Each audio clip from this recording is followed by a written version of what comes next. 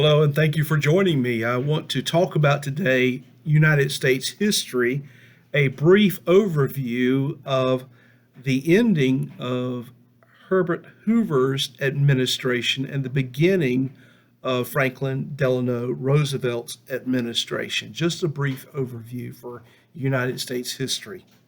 Thank you for joining me, and I would love for you to hit the subscribe button here on my YouTube channel, and I would love to have more subscribers. I don't have very many, and me and my daughter have this ongoing thing. She has over 1,000 subscribers, and I have just a few. So if you would hit the subscribe button, and that would make my day. So let's talk about for a few moments Herbert Hoover and FDR. So we come to 1929 and we have the collapse of our economy, which was brought about through different things, not necessarily the stock market alone, but there were different factors that were that attributed to the fall and the decline of our economy. But it culminated in the stock market collapse in 1929. And during this particular time in our country, we had come off the tail end of the Great War, World War One. The Roaring Twenties looked good on the surface of things. A lot of entertainment, things were taking place, inventions were taking root in our country. So on the surface, things looked well, but it did not look well for those who were suffering financially. A lot of our farming was going overproducing with a lot of product, but very few consumers. Taxation, tariffs were affecting the export, and people were not able to get the goods into the hands of the consumer in a timely manner. And so our farming industry was taking a hit.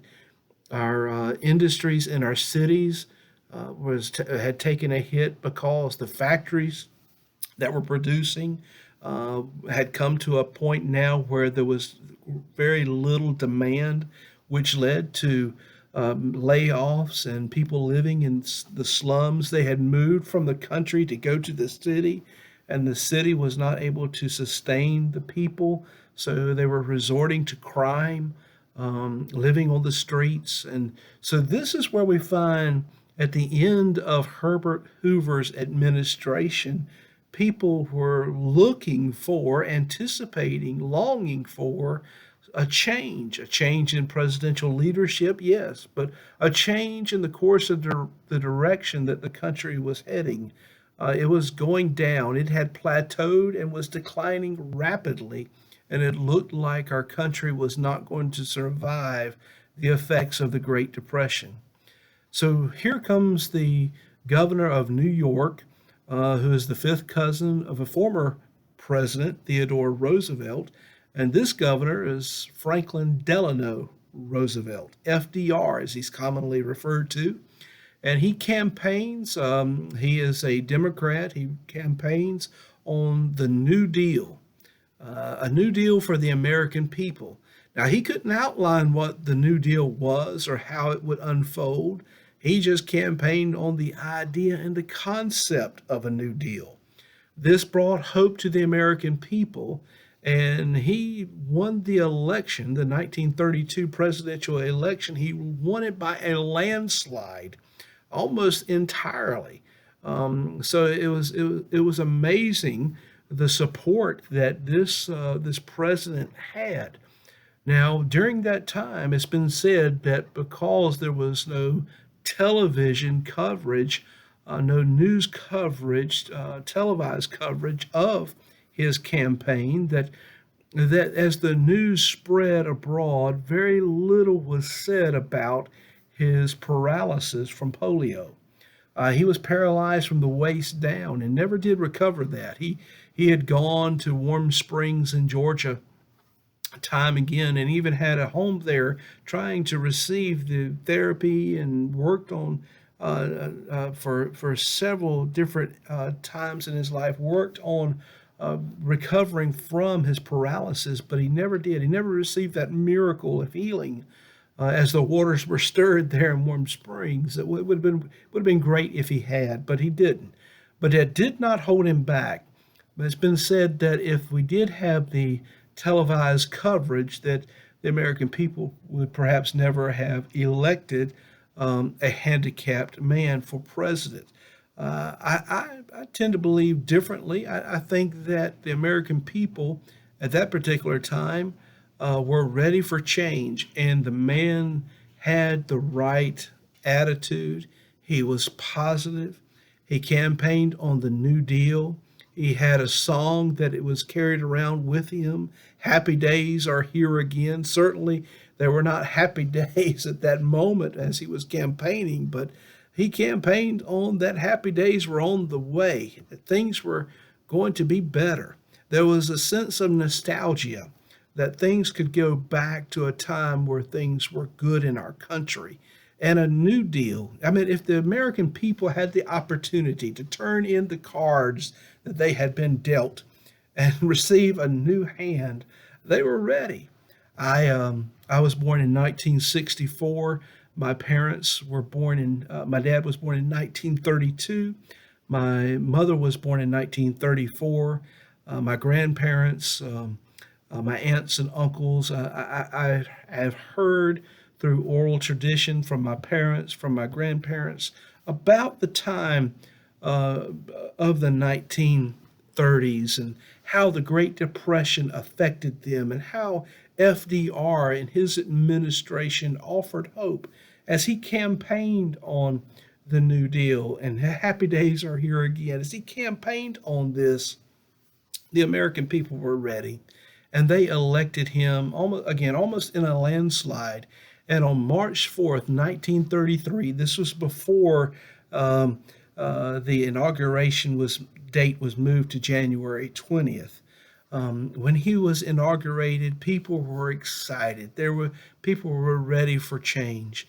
Under Herbert Hoover, people were living in cardboard boxes that were known as Hoover tents, living in villages of cardboard boxes known as Hoovervilles, covering themselves up with newspaper called Hoover blankets, riding around in old automobiles that would not run, they were not mechanically sound. They were being pulled by mules and they were called Hoover carts. People were ready for change. People were tired of living, not knowing what is going to happen. And when FDR came on the scene and offered hope for the American people, they grabbed hold of that rope and they began to believe. And it's amazing how just faith can begin to change things. FDR was a Democrat. The Congress was democratically controlled by the Democrats, and the legislative branch and the executive branch, working hand in hand, brought about a series of legislations that helped the American people come back financially. Did the New Deal bring us out of the Great Depression? There's quite a bit of debate about that.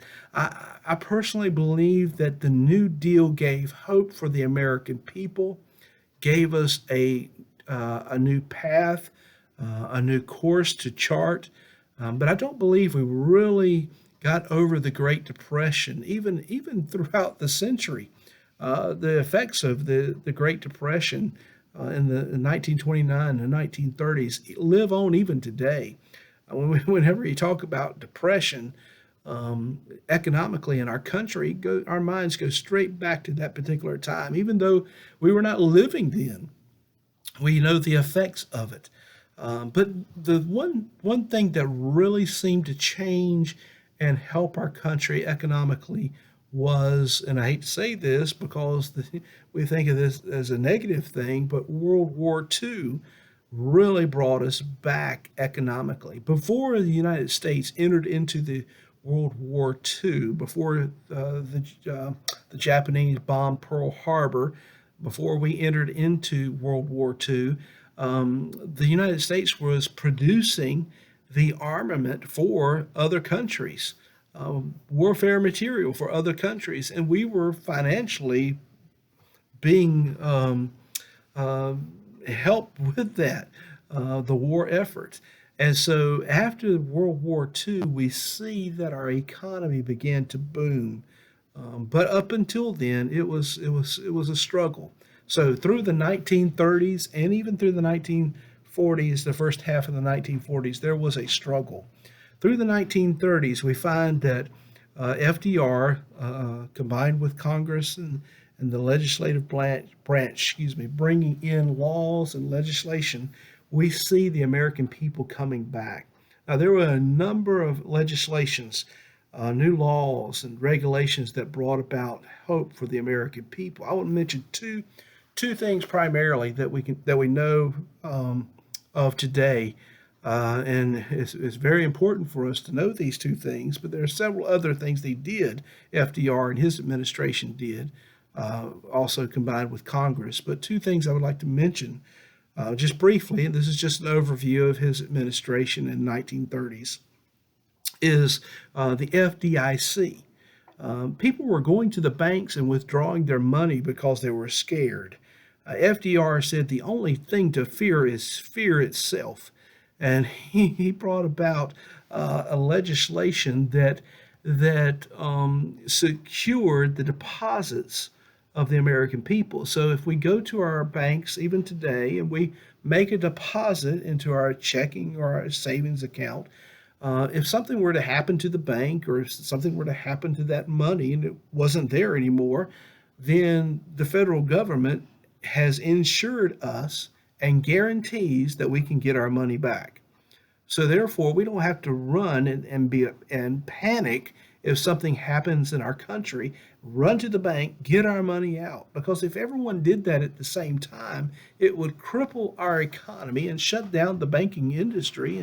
And FDR realized that, and so he shut down the banks and allowed the banks that could come back and open and operate for them to come back and open. But the banks that could not, they were not going to open back. They could not sustain the financial difficulties that were going to be ahead of them unless they abided by the federal regulations, and part of that was the FDIC. The second thing I'd like to make mention of that was brought about during FDR's administration was Social Security. The Social Security Administration was brought about, and it helped those that were nearing age of retirement to receive the funds and that they needed to have the end-of-life care, their sunset years, not being worried, not being panicky about how they're going to make it financially. And even today, Social Security is such a benefit to those that are of age. And so those two things primarily from FDR that we know of that are continuing on now and making a difference for us today. He did many other things. He brought about national parks, putting people to work and building national parks, bridges, infrastructure. It wouldn't be until President Eisenhower that we had the interstate system, which was built primarily to mobilize the military at a moment's notice through highways and interstates. But we see that during FDR's administration, we see that we have the dams that were built that would produce energy into the cities.